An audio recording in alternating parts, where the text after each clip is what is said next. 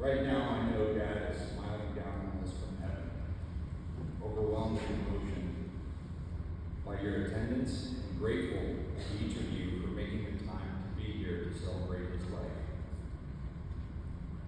So let me say a few words about my dad.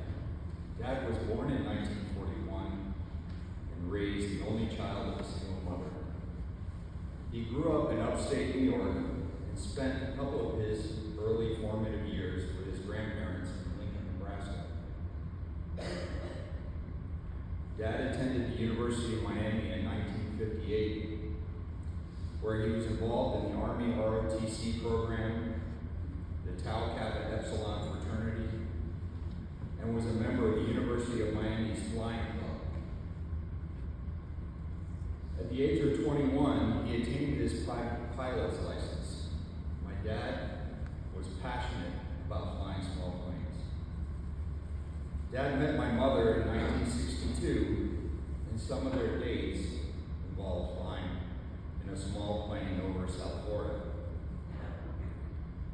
My mother recently recalled him as being very much romantic when they were dating. Sometimes pulling a flower out for her from behind her seat. Dad graduated UM in 1962. Afterward, he attended the U.S. Army's Officer Training School and was stationed in Fort Lewis, Washington. There, when he had free time, he would try to get rides on different airplanes and helicopters. He said that sometimes the airmen would let him take the controls. He once completed a barrel roll in a T-33 jet airplane above Mount Rainier at 29,000 feet. I could tell he was very proud of that moment because he told me that story many times.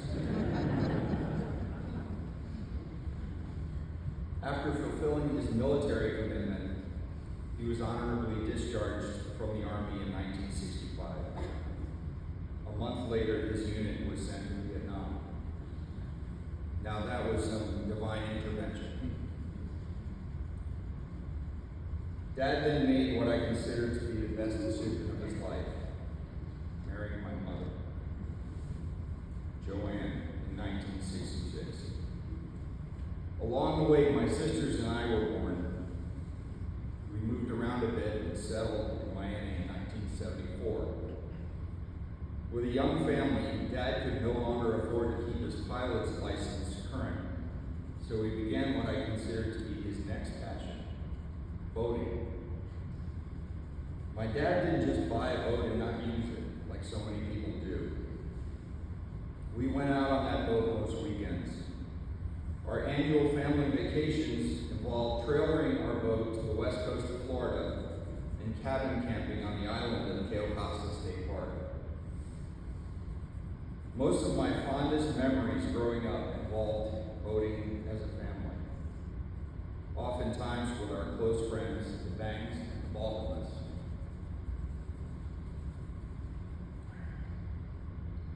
Professionally, Dad was a bit of an IT guy before the term IT was coined. His job title was systems analyst, which meant that organizations would hire him to improve their operations with the implementation of computers, and often at significant savings.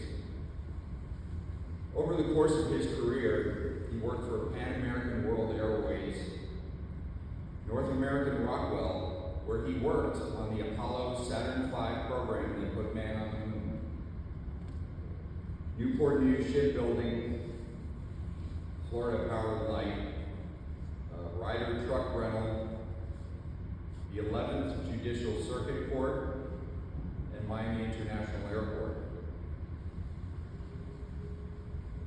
Around 1975, our family found the community of St. Louis Catholic Church. Our parents were active from the get-go. Around 1979, my parents attended a Crucio retreat, which taught effective Christian leadership. Around 1985, Dad was on the first men's Emmaus retreat team. Emmaus quickly became his next passion. He would schedule his life around assisting with every Emmaus team since the first. He gave talks to those in attendance and made crucifixes, which Father mentioned earlier, out of nails and wood sticks with love, which he stained and varnished for everyone who attended. He made these up until recently when he was in a walker, barely get around the house. It meant a whole lot to him. The Emmaus retreat has since spread around the globe. This is for you, Dad. Jesus is risen. He is risen. Another of Dad's passions was anything and everything World War II. I would say he was an authority on the topic. Dad was a consummate reader. He would read every World War II book, watch every movie and documentary made on World War II, sometimes even without falling asleep. 3 years ago, I took Dad on a trip to New Orleans to the National World War II Museum. He was like a kid on his first trip to Disney World, mesmerized by the exhibits from his wheelchair. That trip, because it was just the two of us,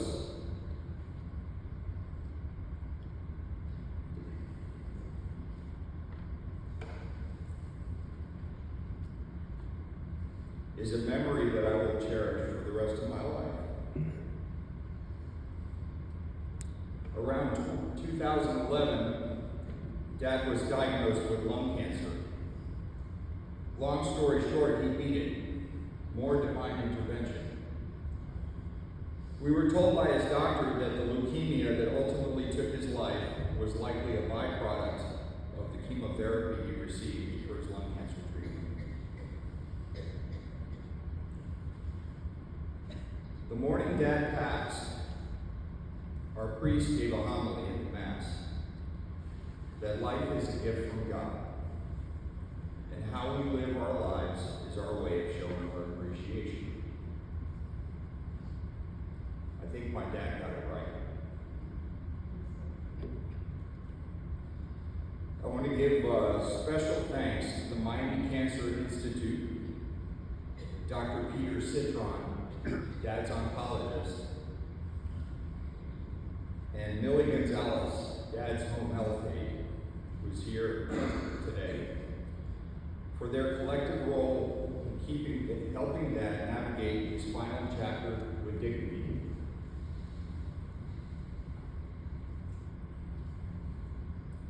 My dad was gifted with 83 years of life, 58 of which were married to his true love. He had children and grandchildren, and was surrounded by friends and family who loved him. He died peacefully with my mom at his side and God in his heart. You just can't get any better than that.